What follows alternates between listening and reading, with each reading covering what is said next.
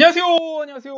비사인 코리아 장행닷컴 행정사 사무소의 장만익 행정사입니다. 어, 오늘은 어제 정말 폭발적으로 문제가 좀 많이 왔던 F7 비자에 관련된 사항 중에서 어제 저희가 이제 강의를 해드렸던 첫 번째 사항은 갑자기 불현듯이 바뀐 2021년도 12월에 그 F7 비자 신청 대상에 대한 뭐 범위가 확장됐다. 확장과 이제 기본 요건에 대해서 제가 설명을 해드렸는데, 오늘은 이제 지침 내용 중에서 좀 특이할 사항들이 있어요. 특이한 사항. 하지만 굉장히 중요한 사항입니다. 이제 이 부분 가지고 제가 설명을 해드릴 예정입니다. 어제 설명했던 그 사항 중에서 이제 간략하게 요약을 드리자면, 이전에는 F7 비자 신청 대상 범위가 세 가지였는데 세 가지에서 다섯 가지로 이제 변경이 됐다. 자세한 사항은 어제자 유튜브 강의를 좀 들어보시면 도움이 될 것 같고요. 오늘은 지침사항 내용 중에서 좀 포커스를 맞춰서 좀 진행을 하도록 하겠습니다. 오늘은 이제 중요한 요 주침인데, 뭐 모든 것을 다 설명할 수는 없고, 이제 중요한 부분에 관련돼서 이제 설명을 할 건데, 이전에 제가 이제 합격의 법학원에서 12월 달에 강의를 할 때 하고, 영주권에 관련된 강의를 해 드릴 때, 제가, 좀 틀로 가져가면 참 좋겠다 라고 제가 말씀드린 게 있는데, 혹시 아시는지 모르겠는데 아세요? 아니, 뭐 모르시면 어쩔 수 없고. 네. 하여튼 변경된 사항들 한번 설명을 해드리고, 나중에 가능하시다면 제가 이제 이제 틀로 한번 설명을 해드릴게요. 이게 틀로 설명해 드리는 게 조금 그렇긴 한데, 하여튼 진행하겠습니다. 변경된 점수제 사항을 보면, 첫 번째 그 F7 비자로 변경이 불가한 비자, 이번에는 이제 나열식으로 좀 됐다. 이게 이제 그 네거티브 방식인데요. 네거티브하고 파지티브하고 약간 섞어져 있습니다. 왜냐하면 이제 네거티브 방식이라는 거는 뭐 A, B, C 빼고 다 돼. 가능이라는 표현을 쓸 때 네거티브 방식을 쓰는 거고요. 파지티브 방식 같은 경우는 A, B, C만 가능, 이렇게 되어 있는데, 우리나라의 비자 시스템은 이 두 가지를 좀 혼용해서 가져가는데, 그 대표적인 게 F7 비자입니다. 선진국들의 이민 체계를 보면 실제적으로 이 네거티브 방식 또는 파지티브 방식을 사용을 하는데, 결합되어 있는 거죠. 네거티브 방식은 어떤 거냐면, 될 수 없는, 그러니까 F7 비자로 변경이 불가한 비자군을 이전에는 두 가지만 났었는데, 이번에 명확하게 났어요.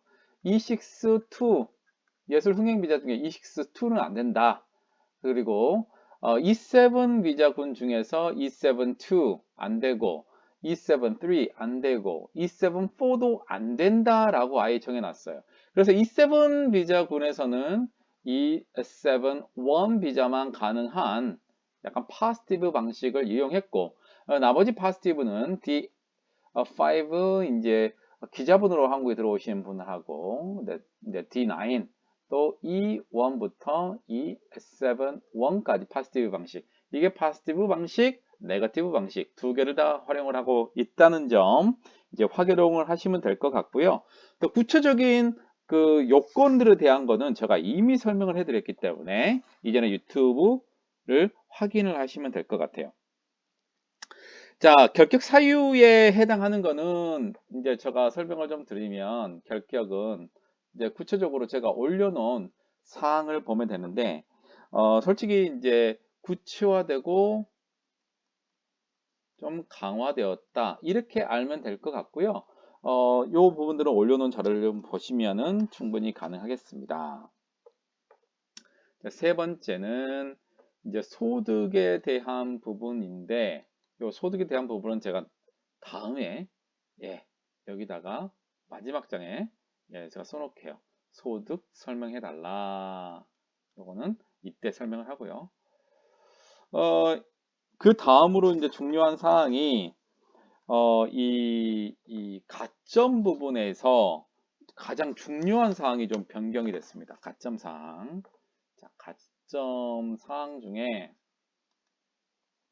2020년 12월 1일하고 2021년 12월에 바뀐 사항은 이전에 그 이제 가점 부분의 박사, 그다음에 석사, 그다음에 학사 이렇게 되어 있고 그다음에 국내 또는 이제 우수 또 우수 국내 별도로 점수를 받을 수 있습니다. 우수 이제 국내 그래서 이제 국내 대학 졸업하신 학사 이상의 외국인 유학생 같은 경우에는 상당히 좀 도움이 된다. 추가 점수. 근데 이제 우수에 대한 사항은 이게 이제 국내뿐만 아니고 해외에서 학위를 받은 사람 중에서 이제 타임즈하고 이제 그 QES라는 게 있어요. 그게 이제 QS, 이제 QS 대학교 이제 탑 유니버시티를 발표를 하는 기관들인데 이전에는 이제 이게 500대 대학 500대 대학 정도만 돼도요. 엄청납니다. 엄청나요. 예, 500대 대학만 해도 전 세계에서 탑 500개 대학이잖아요. 예, 그 탑 500대 대학은 이제 캠퍼스 쪽은 아니고요. 네, 하여튼 500 대학인데 이번에 점수는 항목은 다 동일합니다만 이 QS는 아닌데 타임즈가 이전에는 500개에서 타임즈는 200대 대학으로 이게 바뀌었어요. 200대. 200대 엄청 어렵습니다. 근데 QS 같은 경우도 이제 확인을 해보면 알겠지만 이제 그 타임즈 같은 경우는 솔직히 200대 대학 안에 들어가 있다면 우리가 얘기하는 정말 이름만 들어도 아는 대학이 되는 거거든요. 그래서 이전에 2020년 12월 1일에는 이게 타임스와 QS 해가지고 탑 500대 대학교 이렇게 됐었는데 이번에 바뀐 지침에는 그 타임스 선정 3개 200대 대학으로 타임즈는 조금 축소됐다. 실제로 타임즈에 검색해봐도 500대 대학으로 리스트가 나오거든요. 그러니까 500대 대학 리스트 안에 이제 이렇게 검색을 하셔가지고 프린트를 하실 때 거기에 200대 대학의 안에 들어가는지를 확인하셔야 돼요. 이게 이제 굉장히 중요한 사항이다. 나머지 사항들은 이제 제가 올려드린 자료 이제 확인을 해보시면 될 것 같고요. 자, 소득에 대한 부분들 제가 F7 비자 관련해가지고 출입국 정책본부에 좀 질의를 했던 사항이 있었고 그래서 이제 페이스북에 이제 9월달 작년 9월 이후로 제가 업로딩 해드린 사항이 있습니다. 그 내용은 그 이제 출입국관리법 이제 시행령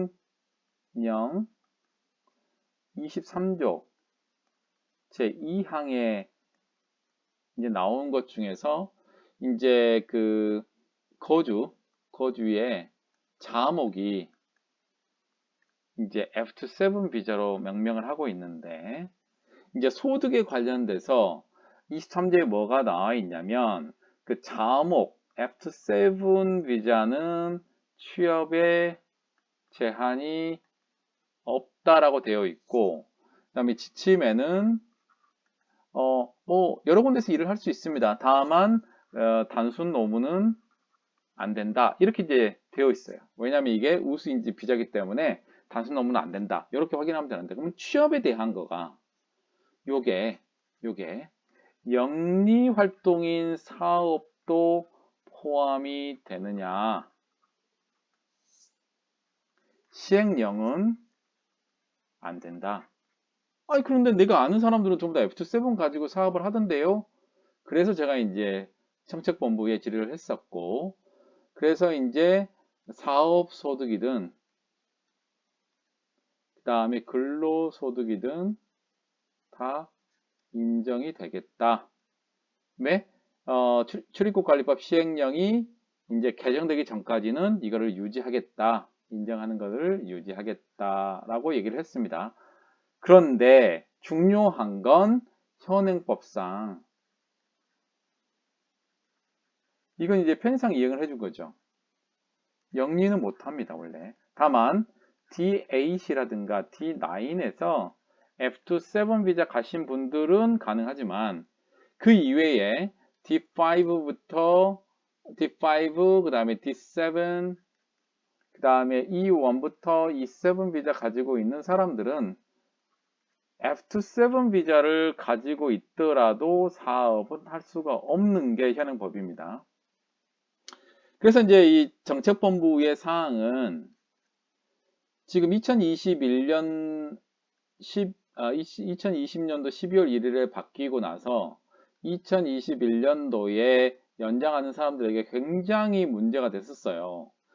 이제 그런 사항에 대해서 사업소득은 인정을 하는 걸로 제가 회신 받아서 올려놨고, 중요한 거는 그렇다고 하더라도 현행법상 여기 얘기한 것처럼 D5부터 E7 이 비자를 제외하고는 사업은 원칙적으로 하면 안 돼요.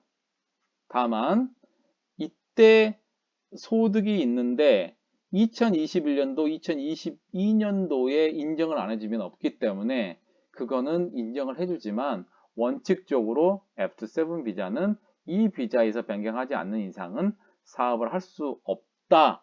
이렇게 알고 있으면 됩니다. 그래서 소득 산정할 때는 이제 근로소득인 이제 근로소득자는 크게 문제 없어요. 그래서 5월 달에 올해 그러니까 2월에 연말정산을 해서 이제 5월에 소득금액 증명원이 나오고요.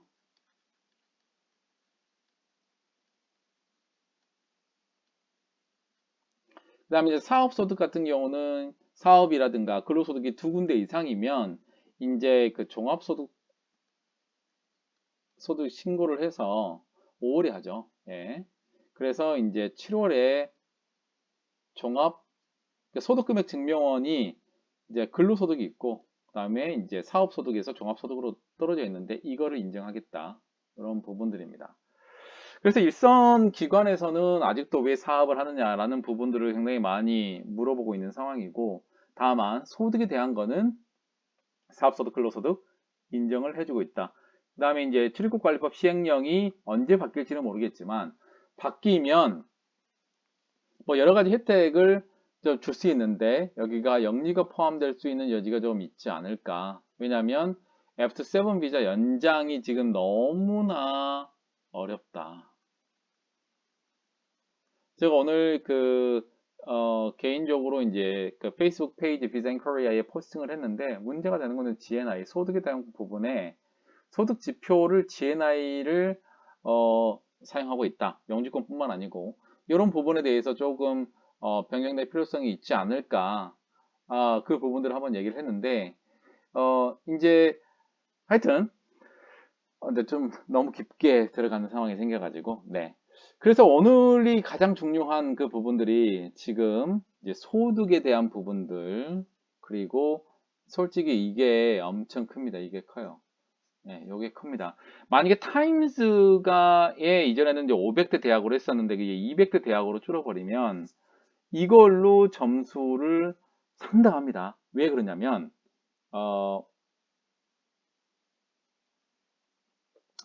그 우수 대학이 박사가 30점이고 국내가 10점이거든요. 그럼 석사가 20점에 국내가 7점이 추가 점수가 들어가요.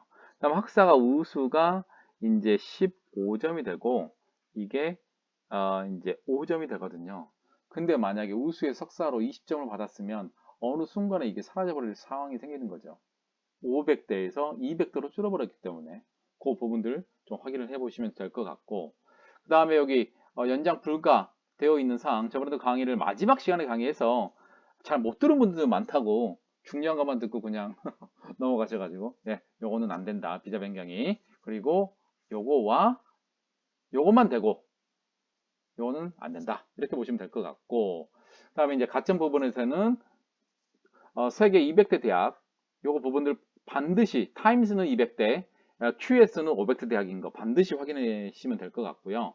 그 다음에 이제 소득에 관련된 부분은 이런 제가 올린 별도로 또 올린 게 있어요. 예, 그 부분들 사항들 확인하시면 될 것 같습니다. 제가 중앙대학교 행정대학원 다문화 정책 이제 5차수 석사 마지막 과정을 이제 곧 밟게 되는데, 제가 이제 이민 정책을 공부를 하면서 이전에는 나무만 봤다. 예, 요건하고 뭐 지침 하나하나 글씨들을 봤었다면 이제 숲을 보게 된 부분이 이제 실제로 중앙대학교 이제 행정대학원 다니면서 좀 많은 것을 좀 배우게 됐습니다. 그러니까 이민 정책을 일반적으로 설립을 뭐 여러 가지 요건들이나 원칙들이 각 나라마다 있어야 된다고 생각하지만, 제가 생각하는 가장 두 가지의 기본 정책은 뭐 세 가지도 될 수 있지만, 처음에 형평성과, 그다음에 두 번째는 예측 가능성, 세 번째는 일관성, 네 번째는 신뢰성, 신뢰보호 원칙처럼, 행정의 대원칙처럼, 신뢰보호 원칙처럼, 이렇게 좀 네 가지 정도로 생각을 좀 해볼 수 있는데, 제가 형평성에 관련돼서는 이민 정책을 딸 때 이제 가장 중요한 게 뭐냐면, 이게 또 녹화는 되는데 네, 화면이 꺼져서, 네. 이민 정책을 할 때 가장 중요한 부분이 뭘까? 지금 한국의 이민 정책들을 가만히 살펴보면, 어, 어, 우리 동포 쪽하고 이제 한국인하고 관련되어 있는 또 이제 결혼 이민, 음, 이 부분으로 너무나 중점이 되어 있다. 너무 중점이 되어 있다. 그 이외에 순수한 외국인 같은 경우에는 너무 빠른 지침, 또 좋은 방향으로 바뀌는 것보다는 좀 불합리한, 불합리나 또는 불리한 방향으로 정책 변경이 되고 있는데, 이 자체가 공지도 되고 있지 않다. 그래서 이런 형평성 측면에서 이민 정책을 할 때, 시행을 할 때도 좀 감안을 해야 되지 않느냐라는 생각. 그다음에 예측 가능성. 이건 이제 제가 올려드린 그 페이스북에 보시면 그 이민 정책에 관련돼서 예측 가능성에 대해서 설명을 해줬어요. 그러니까 일반적으로 이민 정책이라는 거는 외국인이 한국에 체류하고 있는 외국인이 본인이 준비하고 노력하면 할 수 있는 방향들이 분명히 있을 거잖아요. 근데 예측할 수 없는 것들이 가끔씩 하나가 있어요. 예측 가능성이 어려운 것 중에 하나가 GNI입니다. 이제 국민 총소득인데, 대부분의 E7이라든가 F2, 계속 이렇게 되죠. F2,